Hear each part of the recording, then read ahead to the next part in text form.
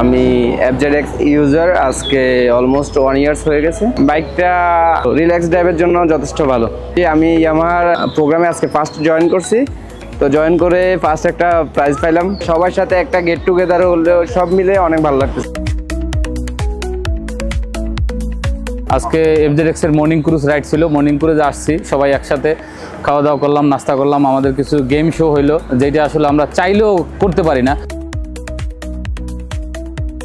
FZX এর যে সকালবেলা মর্নিং শোর যে অনুষ্ঠান, গেম কুইজ কিংবা যে সবার যে একটা লাঞ্চিং সেরেমনি, খুব ভালো উপভোগ করছি আমি।